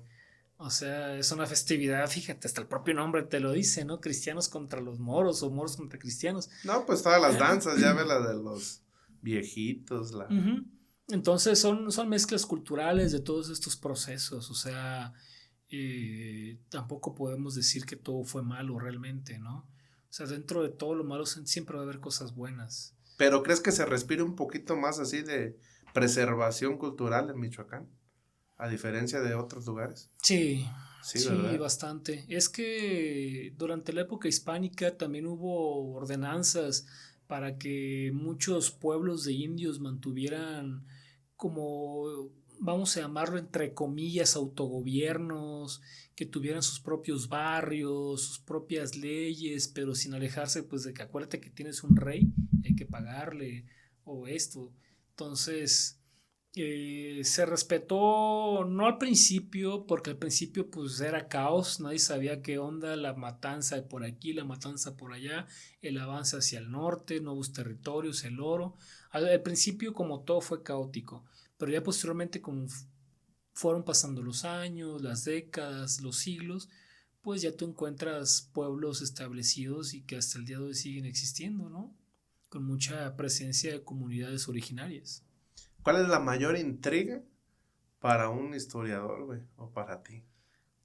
Es que todo Todo es porque intriga, sí, ¿verdad? porque realmente Las piezas de rompecabezas que faltan. imagínate yo cómo estoy, yo creo que me voy a morir pensando eso, con esa intriga, saber cómo fue James Henry Petherick. Esa es mi mayor intriga como historiador. Nunca voy a saber cómo físicamente cómo fue. Porque no hay dato. No hay Que te fotografía acerque. y no hay datos. No hay ninguna descripción física. Nada. Lo único que sé es que murió de un ataque al corazón a los 70 años. O sea, le falló el corazón a los 70 años el 5 de abril y se murió. pero jamás voy a saber físicamente cómo fue. Yo me lo imagino con barba, delgado, a veces me lo imagino un poco gordito. ¿Lo has soñado, güey? No he podido. Llevo... Yo creo que puede ser la única, ¿no? Alternativa aquella vez que hay regresiones o que hay contactos con espíritus. Sí, claro. Pues fíjate que yo creo que además de esta opción que tú me das, que tú me dices, también están los estudios óseos de reconstrucción a través. Ojalá nunca suceda, porque no me gustaría que se profanase la tumba de James, ¿verdad? Pero si algún día se llegan a sacar sus restos. ¿Pero crees que existan restos aún? Sí, yo digo que sí. ¿No crees que ha habido, bueno, no ha sido saqueado ahí, ¿verdad? No, ese panteón ha sido muy respetado. La verdad es que es de la comunidad y todos son ancestros de la comunidad, entonces lo respetan mucho como en Coahuayutl. Aunque ya no tengan algún dato de esas personas. Porque yo creo que mucha gente Coahuayutla no sabe ni qué rollo con Henry James. Con James Henry. Fíjate que eso es algo bien curioso, porque puedo articular inclusive a través de Coahuayutla James. La información sobre James Henry Petherick desaparece aproximadamente en los años 50 del siglo pasado, cuando las últimas personas que eran niños cuando lo conocieron fallecieron. Cuando yo hago la entrevista a una viejita del pueblo de la Unión y su esposo, la viejita fue, ¿cómo le llaman? Ayudante de casa de las hijas del francés, de Bernard Petil o Peteil. La señora había sido ayudante de casa cuando ella era niña. Tendría ya entre 9 y 11 años cuando les ayudaba a hacer el aseo y todo ahí en la Unión. Entonces, lo interesante de esto es de que ella me describió cómo eran. Y afortunadamente, gracias a esas entrevistas, me contactó gente de Guanajuato y de Querétaro que eran descendientes también del francés. ¿Neta? Y me mandaron fotos de las señoritas ya viejitas, le decían sí porque nunca se casaron, de las señoritas Peteí, las hijas del francés, mujeres europeas completamente, pero nacidas ya mexicanas por nacionalidad y por mestizaje, pues mexicanas y francesas. Entonces, la memoria de la viejita me sorprendió porque cuando vi las fotos dije, tal cual me las dijo. Entonces, imagínate, si yo hubiera tenido el alcance a gente que haya conocido en su niñez, como esta señora conoció a las hijas del francés, esas señoras nacieron en el siglo XIX. ¿Cuántos años tiene la señora o tiene? Ahorita tiene como 90. Ella hace 80 años de eso. ¿Qué le cuentas? Las señoritas Peteil nacieron entre 1860 y pico y 70 y pico. Entonces, lo que te digo es lo siguiente, o sea, imagínate, si yo hubiera tenido acceso a hace 50, 60, 70 años a alguna de estas personas que lo conoció cuando eran niños y él ya grande, ¿cómo me lo hubieran descrito? ¿Ya no investigaste más gente antigua? Ya no, lamentablemente ya no hay. Hay puras ideas al aire sobre James. No, realmente no hay datos concretos sobre él, salvo lo que ya he podido recabar a través de las fuentes. Pero físicamente no. No sé si ha sido el pueblo de la Unión. No he pasado nada más por ahí. Pasas por el entronque, entonces no te metes. Pero cuando tú vas al pueblo de la Unión, en la plaza principal, enfrente del Palacio Municipal, está una de liconza o algo así. Un estilo así. Hablando con don Roberto Leiva, a quien le mando un saludo, el señor don Roberto Leiva tiene una veterinaria allí en el centro del pueblo de la Unión. Él me comentaba que esa casa le perteneció a James Henry Petherick. Entonces, sin un dato certero, sin fuentes, pues fue muy difícil corroborar el dato.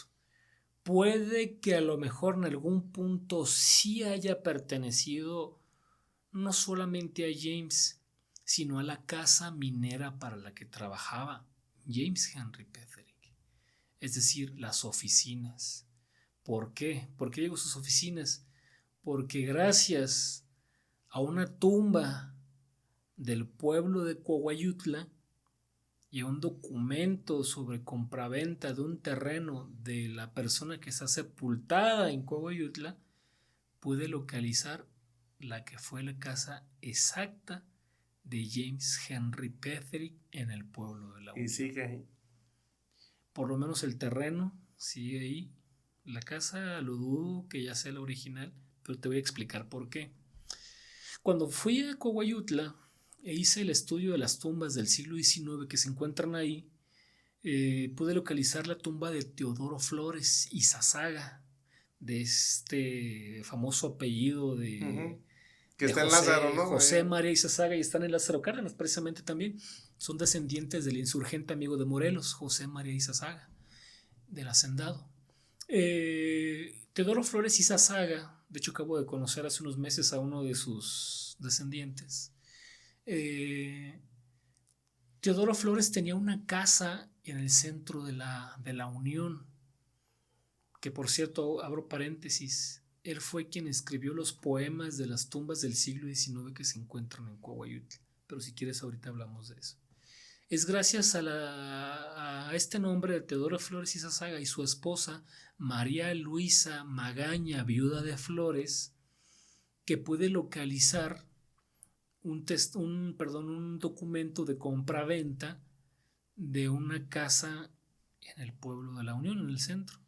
Cuando lees las colindantes y la información donde te dice la casa que se compra y que se vende, etc., está ubicada en la calle, el Callejón del Triunfo, con la esquina de Reforma, sale acá con el río y acá atrás con el arroyo, al lado de la intestamentaria J.H. Petherick. La intestamentaria es decir que no tiene heredero, quedó en manos muertas ahí sin dueño. ¿Por qué? Porque James Henry ya había fallecido. James Henry falleció en 1898 y ese documento era de 1942. ¿Qué te quiere decir eso? Que para 1942, desde 1998 esa fecha, todavía había gente que sabía sobre James Henry Petherick. Ya sabían quién era y sabían cuál era su casa.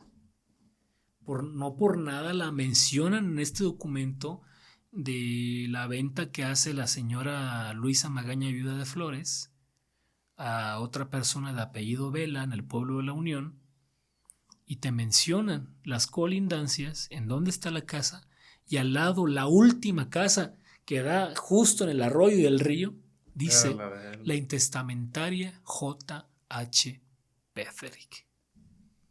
Si yo hubiera tenido, imagínate, acceso todavía a esas memorias de esas personas a finales de la primera y segunda, a inicios de la segunda mitad del siglo XX, hubiera sabido todavía muchísimas cosas sobre James. Lamentablemente a toda la gente murió. Tendrá que ir a profanar la toma. No, por favor, no lo hagan, no, jamás. Al contrario, hay que conservarla, pero en el caso hipotético de que se llegase a destruir la tumba, que espero nunca suceda, pero zona de temblores, lamentablemente, sé que algún día va a pasar. Espero que en ese caso hipotético los restos puedan ser escaneados, porque tengo entendido que hay estudios de reconstrucción a través de los huesos y otras cosas. Entonces, imagínate, ¿no? Y yo creo que en ese caso hipotético sería la única forma en la que yo podría saber cómo fue. No llegaste por casualidad, güey. ¿Crees? Algo te mandó ahí, sí. Yo creo que sí. Fíjate que yo creo que a lo mejor te puede llegar algo ahí. Es algo bien curioso porque siempre me ha pasado. Cuando yo estaba haciendo mi tesis de licenciatura, en un principio yo estaba trabajando en la Fundación del Astillero de Zacatula, que lo dejé por falta de fuentes, pues era un estudiante de licenciatura, no tenía mucha experiencia en investigación, pues lo dejé y me fui por documentos del Santo Tribunal de la Inquisición. Cuando investigo qué se había hecho en la Facultad de Historia de la Michoacana sobre Inquisición, todo era Valladolid, Pátzcuaro y pueblitos alrededor, no salían de Michoacán. Dije, bueno, pero pues el obispado es más grande, pues vamos a ver qué otras poblaciones en administración eclesiástica tiene Michoacán. y me voy al Museo Histórico Casa de Morelos, no la natal, donde está el archivo, en Morelos Sur. En la primera sala tienen un mapa gigantesco del obispado de Michoacán y voy viendo San Luis Potosí, San Luis, voy a trabajar a San Luis. Y hablé con un profesor muy buen amigo mío, el doctor Carlos Juárez Nieto, y él me regaló un catálogo precisamente del archivo judicial, de los archivos judiciales que había, o que hay mejor dicho, en el Archivo Histórico Casa de Morelos. Entonces ahí venían muchos documentos del Santo Tribunal de la Inquisición. Y te digo esto porque todo fue casualidad. Yo cuando agarré el catálogo, le di una revisada, ahí vienen las fichas, el mini resumen de lo que trata ese documento, y pues ya tú sabrás si lo estudias, ¿no? Si lo investigas. Dije, de Río Verde, de la Hacienda de la Parada, de San Luis, de Valle del Maíz, y así, fueron 6 casos. 2 se repetían en San Luis. Entonces, ya cuando realmente investigo y me caso con mis expedientes, todo fue azares del destino. ¿Por qué? Porque un documento me remitía a otro, y el de acá con el de atrás, y hice un entramado de historias que en el primer documento de 1756 es un caso de venta de alma al diablo, ¿no? De un canijo que escribió una cédula, es decir, un pequeño documento, diciéndole: yo, Bonifacio Ramírez de la Vega, le vendo mi alma al diablo para que me haga buen jinete, toreador y conquistador de mujeres. ¡Qué bárbaro! Y conquistador de mujeres. Entonces, el Santo Tribunal, al darse cuenta de la existencia de ese documento, mandan a un inquisidor que se encontraba, creo que no recuerdo si en Río Verde o en San Luis, te debo dónde se encontraba. El inquisidor no pudo ir y mandaron a otro más cerca, entre comillas, que se encontraba en Jalpan, lo que actualmente es en Querétaro, Jalpan de Serra. Y ese inquisidor se llamaba Fray Junípero Serra. ¿Quién fue Fray Junípero Serra? Ni más ni menos, hoy día un santo evangelizador de California. Y Fray Junípero Serra, que es mi inquisidor en este caso, en este expediente de 1756, baja de Jalpan con dirección a Río Verde, en San Luis Potosí. Entonces ya cuando va, se detiene en la hacienda del Jabalí, cercano a la Media Luna. Es un ojo de agua, le llaman, me parece. Y se encuentra un tumulto de gente viendo algo en la hacienda. Él no iba a atender absolutamente nada relacionado con eso. Él iba a ver lo del canijo que vendió su alma al diablo. Pero se acerca al centro de la hacienda y ve que el hacendado, el dueño, un hombre llamado Bernardo Lazo de la Vega y Ponce de León, un español, estaba golpeando brutalmente a una mulata, una negra, en el centro de la hacienda. Entonces Fray Junípero llega encabronado y le dice: ¿por qué estás haciendo esto? Es que yo la estoy castigando por hechicera. Dice: tú no tienes por qué juzgar un asunto como ese. Eso le toca al Santo Tribunal de la Inquisición. Dice don Bernardo: ni más. Es mi propiedad, ella es mi esclava, es mi hacienda. Yo administro justicia aquí. Dice Fray Junípero: ok, tienes de 2 sopas. O le pides perdón o te llevo preso a las cárceles de la Inquisición de la Ciudad de México. Tú decide. ¿Qué crees que eligió? Irse preso. No le pidió perdón. Nadie quería estar en las cárceles de la Inquisición. Estaba grueso el asunto. Si no te iban a meter un claustro ahí, a oscuras, húmedo, sin nada. Le pidió perdón. Eso fue en 1756. Y el propio don Bernardo Lazo de la Vega es quien le pide perdón públicamente a la negra, a la que era su cocinera, a la mulata llamada Feliciana. Pascuala, porque Pascuala, según él, había hechizado a otra mulata llamada Feliciana. Entonces, lo hace pedir públicamente el perdón y al final de ese asunto dice: perdón, comisarios de la Inquisición, por comentarles esto, pero es que no podía dejarlo pasar de alto, ¿no? Tenían que saberlo. Ahora sí, me voy a atender el caso de la venta, y se dedica al asunto posteriormente. Esa pequeña historia que él nos narra, me la vuelven a contar en 1785, en mi cuarto expediente inquisitorial, en contra, personalmente, ahora sí, de don Bernardo Laso de la Vega y Ponce de León. ¿Cuántos años? ¿29, 30 años en el tiempo? ¿Más o menos? Fíjate, en ese lapso de tiempo, ahora mi cuarto expediente inquisitorial era en contra de don Bernardo Laso de la Vega y Ponce, el mismo que 30 años atrás había golpeado a la mulata Pascuala en el centro de su hacienda. ¿Por qué? Porque tenía 28 años, según la Inquisición, de que no tomaba los preceptos, de que no iba a misa, que no se confesaba, nada, y que tenía concubinas en su casa. Entonces, cuando va a declarar uno de los testigos, me revive la historia de hace 30 años sin que nadie se lo pida. Dice: yo recuerdo que cuando era niño vi una vez a un inquisidor llamado Fray Junípero de Jesús, que venía de Jalpan. Se detuvo en esta hacienda y vio que don Bernardo estaba golpeando públicamente a una mulata que era su esclava y cocinera, llamada Pascuala. Dice: y ante aquel escarmiento, Fray Junípero Serra se molestó tanto y le hizo pedir públicamente perdón a la negra, y lo hizo cantar por las calles de Río Verde la palinodia. La palinodia era un canto público de arrepentimiento. Yo, Bernardo Laso de la Vega, me arrepiento de haber Y se dedica a contar lo demás. No, pues yo sé que tiene 28 años que no va a misa, que no toma los preceptos, que vive con mujeres. Pero fíjate, esa pequeña digresión me hizo revivir la misma historia 30 años. Dice: cuando yo era niño. Es decir, él estaba en el tumulto. Estaba viendo todo. Cuando en 1756, en mi primer expediente, Fray Junípero baja de Jalpan a atender el caso del diablo y se encuentra con esto. Pero espérate, ese no es todo.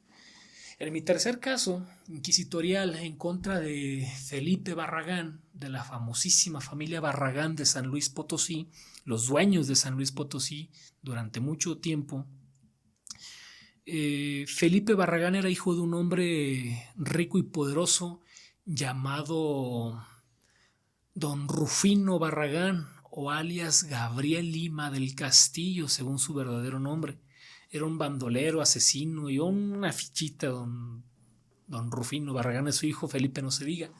Total, cuando se mandan a llamar a los testigos para declarar y ver por qué don Rufino y Felipe habían blasfemado y dicho muchas cosas en contra de la Virgen María, de la Virgen de Guadalupe, y otras cosas, dice uno de los testigos, dice: yo una vez mandé llamar a don Rufino y a don Felipe por el asunto de una negra mulata que apresé aquí en 1767, llamada Pascuala, acusada de hechicería, según sé, venía de Río Verde.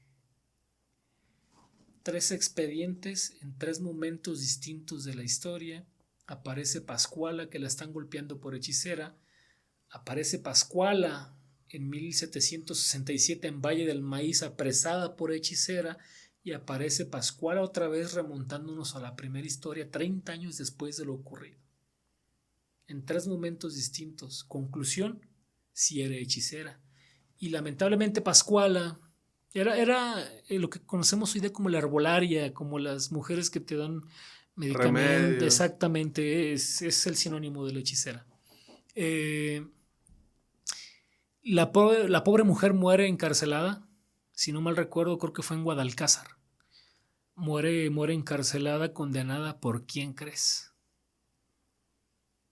Por el inquisidor. Por el mismo inquisidor que años atrás le había salvado la vida en contra de don Bernardo Lazo de la Vega. Por Fray Junípero Serra. Entonces, y fue por lo mismo. Por hechicería. Entonces, dijo, tenía razón. Sí. Aquel fulano. Pero fíjate, ¿quieres saber por qué estaba en 1756 don Bernardo golpeándola? Tenemos la respuesta en el expediente de 1785. Uno de los testigos dice, además de todo lo que ya hemos dicho, yo sé que tiene una hija con una negra mulata, su esclava, llamada Feliciana. Nos remontamos a 1756. Feliciana es la mulata que según don Bernardo Pascuala había hechizado. ¿Por qué la estaba golpeando? ¿Por qué golpeaba a Pascuala? Porque Feliciana era su amante. Todo se reduce a eso. Y ahora, como conclusión, todos eso los expedientes los escogí de dedazo sin yo saber nada. Y fíjate todo el ramado de historias que pude localizar. Por eso ahora sí, por eso digo, ¿es el destino? ¿Hay algo más allá? No lo sé. Pero te lo juro que yo no los estudié porque los catálogos son minifichas de resúmenes súper cortos de 1 o 2 renglones y ya. ¿Crees que la historia se va a escribir o a registrar diferente la historia del presente de hoy? ¿Crees que en un futuro se relate diferente? Pues mira, para empezar yo no creo que toda historia sea cierta a 100%. ¿Por qué digo esto? Porque hay un dicho maquiavélico que dice que la historia la escriben los vencedores.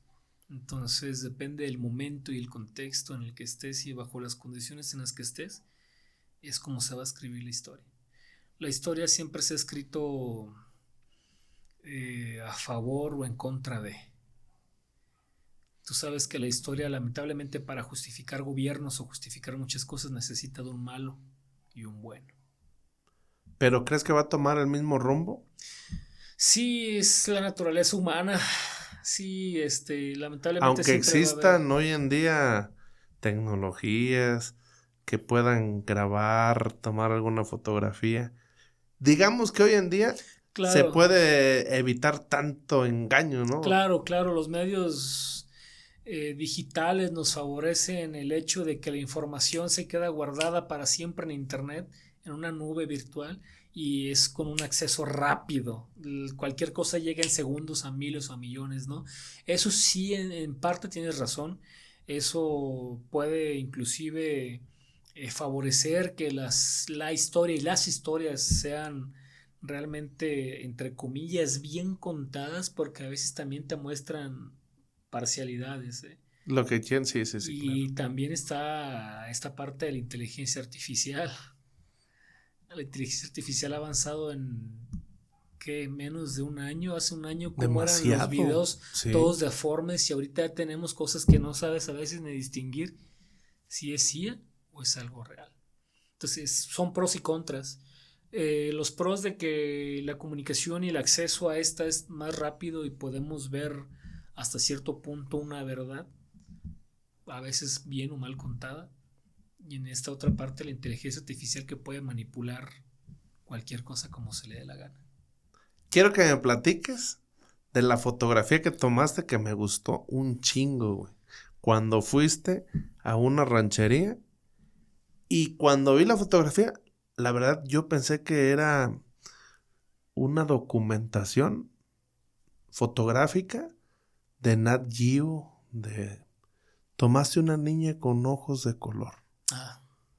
Me impresionó, güey. Te felicito, está muy chingón. Sí, gracias. Fíjate que eso fue en la Sierra Costa. ¿Cómo se llama esta población? ¿Sierra Costa de quién? ¿De Guerrero, de Michoacán? De Michoacán. ¿Es de Arteaga o de Aquila? De Aquila, si no me equivoco. ¿Guagua? Porque Guagua está sobre la costa. Es que me acuerdo que tomamos un camino de Guagua y subimos. Era en medio de la nada, eso sí te puedo asegurar. Habíamos subido la sierra y ¿Qué fuiste a hacer llegamos. allá? Fui en un acompañamiento con la diputada, en aquel entonces todavía diputada, Julieta García. Iba a hacer tu Sí, chamba. fuimos a hacer chamba, fui a tomar fotografía, y pues aprovechar para llevar juguetes a niños, que la verdad eso fue como lo más. ¿Ostula? No, no es Ostula. Déjame, ¿Pómaro? déjame revisar el No está mapa. muy... No, es que no me acuerdo tanto así que no sé ni dónde andaba. No sé ni dónde andaba. O Es que sea, me lo dijiste y no fue en cámara. Una vez recuerdo que te pregunté. sí, claro. Te voy a investigar cómo era y te lo voy a poner ahí en los comentarios. Ok, pero ¿qué te sorprendió? Precisamente eso de que era una pequeña, ni siquiera comunidad, era una familia y los hijos eran blancos y la niña unos ojos azules tan increíbles, La un mirada. azul así penetrante, una cosa dije, wow, y no es que uno sea malinchista o algo, no, claro que no, pero me llamó mucho la atención, fue algo como esa famosa fotografía de Nat Geo de, no sé si recuerdas, de los años 80, 90, de una mujer creo que de la India o Pakistán, no recuerdo, Ajá. con unos ojazos verdes, una cosa hermosísima. O sea, yo cuando vi a la niña fue inevitable y dije, primero le pedí permiso a los papás y a ella que se pudiera tomarle una fotografía. No, ya me dieron el permiso y dije, wow, o sea, ¿Era diferente a sus hermanos? ¿La niña? sí, sobre todo los ojos eran, o sea, los niños sí tenían ciertos rasgos que se parecían, pero creo que era la única con ojos azules. Sí, ya cuando subes allá a la comunidad realmente a la que fuimos, pues allá hay mucha persona rubia, blanca. Entonces, a lo que pude investigar, según esto, había una hacienda por aquellos rumbos en el siglo XIX, allá en la sierra, que perteneció, si no me equivoco, al general Gordiano Guzmán. Claro. No he podido corroborar Sí, el sí. dato porque la verdad no me he metido a investigar, pero es lo que los lugareños dicen. Y ya De cuando hecho, está enterrado en aquel lugar. hay un panteón que espero algún día ir, que está en la sierra, en medio de la nada, con tumbas del siglo XIX ya semidestruidas. Está en una Dicen en montañita una y montaña. pasa la brecha abajo. No, eso sí no sé, pero sí sé que está en la montaña. Se ve así todo el Ya, yo voladero. creo que sí. Es que cuando se ha hecho la ruta del Tumbiscaletazo, Ujú. pasé y me llamó precisamente la atención ver un panteón en medio de la nada. Sí, exactamente, pero para nosotros hoy día En medio es en de la medio de la nada. nada. Pero hay que entender que en aquellos entonces las haciendas como Coahuila surge en aquellos lares porque pues en aquel entonces era una hacienda productiva y era el camino hacia la tierra caliente y hacia Pátzcuaro y hacia abajo hacia la costa, hacia Escatula y Acapulco, ¿no? Tiene un porqué. Entonces muy probablemente para nosotros hoy día es la nada, pero en aquel entonces muy probablemente existió alguna hacienda productora de algún tipo en las cercanías. Entonces, a lo que yo pude entrevistar rápidamente a los lugareños, me decían que esa zona pertenecía al general Gordiano Guzmán. Y pertenecía a Arteaga. Porque Entonces, gran parte de lo que es la sierra de Tumbiscatín era perteneciente a Arteaga. Y obviamente, pues todo lo que era Melchor Ocampo, pues claro. también. Y quiere decir, me dijo precisamente una persona que se dedica también como que a buscar datos históricos, que ahí está su tumba. Sería Sí, me interesantísimo comentaron eso verlo. también, que estaba sepultado ahí arriba. Entonces, estoy tratando de acordarme cómo se llama esa comunidad, pero en los comentarios se la voy a poner. Pero sí, o sea, es como un fenómeno muy extraño que en unas comunidades tan alejadas, de hecho a mi local en Lázaro, me estaba acordando, fue una mamá joven, tendría algunos 24 años, igual rubia, ojos azules, y sus hijos igual, y le pregunté que de dónde era, y me dijo, somos de allá de la sierra del pueblito tal. Le dije, justo hace un par de semanas acabo de estar ahí. Entonces hay mucha gente en esos rumbos con esas características Porque no es plan de armas. No. No es plan de armas, no es... Bueno, lo dejamos... Lo dejamos pendientes porque sí está bien interesante. Lo voy a colocar. Es que, espérame. De hecho, no sé si tengas alguna información, pero se dice que llegaban por esa zona embarcaciones y llegó también mucho extranjero a penetrar la sierra y a explotar la minería también. Porque si bien pues en esa zona hay mucha minería. Sí, de hecho, si tú lees algunas fuentes del siglo XIX, yo encontré un libro de 1832, o sea, recién México independiente, donde se habla sobre embarcaciones estadounidenses navegando las costas de Zacatula, hoy Lázaro Cárdenas, buscando minerales, porque sabían que había minerales en la zona, pero los gringos pensaban que estaban ahí a tiro de piedra en la playa, ¿no? Y luego, pero no, se tenían que bajar y caminar hacia la mira, hacia allá estaba el mineral. O sea, sus informes no estaban del todo equivocados, tenían pistas, pero no se imaginaron que tenían que caminar unos cuantos kilómetros hacia adentro. Y luego meterse todavía más a la sierra para encontrar las vetas que hay de oro. Claro, sí. Sí, es que mira, toda nuestra tierra, Arteaga, toda esa zona tiene su propia historia. Yo me acuerdo que tú me platicaste también de la historia de un alemán en Arteaga. Yo quedé maravillado cuando la escuché, cuando la vi, y no hemos podido ir a Tenemos Arteaga, que ir, güey. al panteón y a ver todo eso. Tenemos que ir. Cuando bajes a Lázaro Cárdenas, nos damos una vuelta. Va. Nos damos una vuelta y vamos al panteón porque hay tumbas bien antiguas y estaría bien interesante ver si podemos atar ahí cabos. De hecho, pues ahí está, y si hay pues, algo de información de este alemán. De hecho, no sé si recuerdas o si te lo dije, no recuerdo, pero el caso es de que yo estaba investigando precisamente la presencia de alemanes Otto en Michoacán Wember.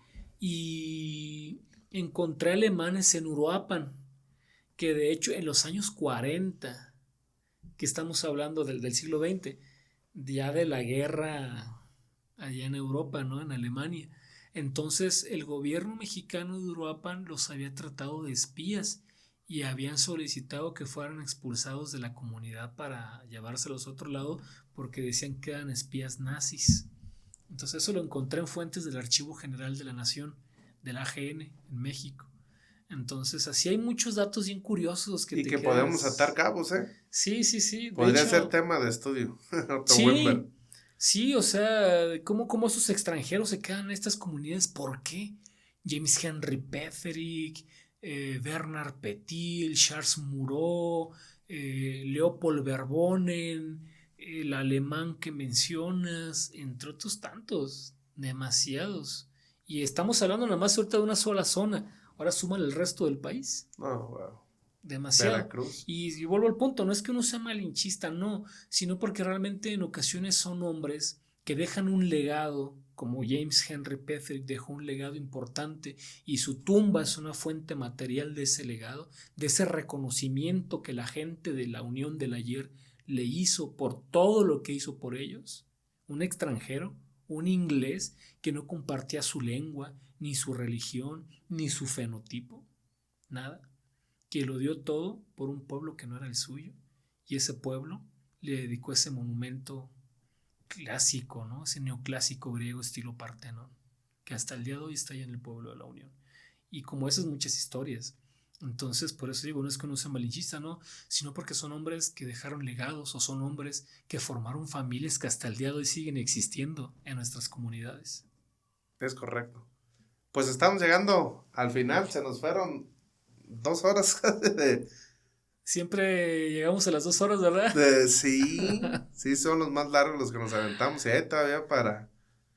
Sí, no, pero yo la verdad estoy encantado. Gracias por el espacio. No sé si quieres compartirnos algo más. Algo que estés haciendo. que nos dejes tu información para la Sí, gente claro. que quiera seguir todos los datos históricos. Sí, claro. La neta es que cuando me aparecen, pues ahí me pongo a ver lo que subes, o sea, todo muy detallado. Rara vez cuando subo. Rara vez cuando subes, de hecho. Sí, porque... De hecho, le debes mucho a tu comunidad. Demasiado. Les ofrezco una disculpa porque el trabajo, pues ahora sí como dicen, primero lo que deja, ¿no? Ya después, el gusto. Pero tienes una comunidad que te lee. Sí. Tienes una comunidad que ahí está, güey, y que necesitas... Sí, pues, atenderla, güey. No son muchos a comparación de ti, claro está. Pero no, son 5,000 personas, 5,120 personas que están ahí. Pero yo veo los comentarios y veo la gente que está publicación tras publicación esperando a que le des esa información. Y tratándose de la cuestión histórica, como maestro te lo puedo decir, tenemos ahí un retraso total en la cuestión histórica porque pues a lo mejor nos falta saberla aplicar a los jóvenes, pero no les gusta mucho. Sí, es que la historia, yo siempre he dicho que una historia mal contada aburre, una historia bien contada y desde la pasión te atrapa. No lo digo por mí, yo he tenido maestros que cuando los escucho no sientes el tiempo, te atrapan. Y hay otros que dices, ya quiero que se acabe. Entonces, sí, gracias, le debo mucho a mi comunidad, han estado fieles, atentos. Ya espero que con tu venida acá a Morelia podamos retomar ese proyecto juntos, un proyecto de difusión, de exploración, de historia, de cultura, de viajes, porque, como digo, en México cada rincón es un pedazo de historia. Sorprendente, ¿verdad? Entonces, cada rincón, y ya lo platicamos con el caso de Cuitzeo, que ya espero pronto que podamos sacar un video por allá. Sí, para que la gente lo vea, no se pierda el dato. Conozca esa historia de una fuente material que nos habla de un episodio de la guerra de intervención francesa del imperio de Maximiliano que está en el convento de Cuitzeo. Y tiene que ser algo pues con fundamento, ¿no? Sí, claro, con podemos decir o adelantarnos algo y podría ir gente a grabar y todo eso, pero necesita ser con ese fundamento que tú tienes. Sí, claro. Sí, pues nada más que agradecerte, Cristian. En verdad estoy pues muy agradecido por el espacio que siempre me has brindado. Esta segunda ocasión, igual se nos fueron las 2 horas, como siempre, pero agradezco mucho estar aquí contigo, con tu audiencia, con tu público, y pues me gustaría, si me lo permites, invitarlos a mis redes sociales. En este caso, pues por el momento solamente tengo TikTok y Facebook. Me encuentran como historiador Samuel Ignacio Magaña Fuentes, por aquí lo van a ver. Y pues bueno, que me sigan. Voy a retomar este proyecto como algo más en serio y pues a dedicarnos aquí cuando tengamos el tiempo con Cristian de viajar y ahora sí que demostrar que realmente México, cada rincón, tiene un pedazo de historia. No, pues te agradezco, carnal, la neta, cada vez que vienes aprendo mucho y pues más que nada porque pues es una línea muy específica que tienes en cuestión histórica y historia que tú lo has dicho, no se ve en los libros convencionales y pues qué mejor que nos la relates y nos la traigas aquí. Sí, muchísimas gracias. Gracias, todavía faltan muchas más, pero en otra ocasión. Venga, pues estamos llegando al final de este episodio de Empoderados. La neta se nos fue y no nos dimos cuenta ahí el tiempo. Pero si llegaste hasta aquí, ayúdanos a compartir. Ya saben, seguir también a nuestro amigo en todas sus redes sociales que van a aparecer en pantalla. Y llegamos al final. Recuerden, nos vemos en el próximo episodio. Muchas gracias. Gracias.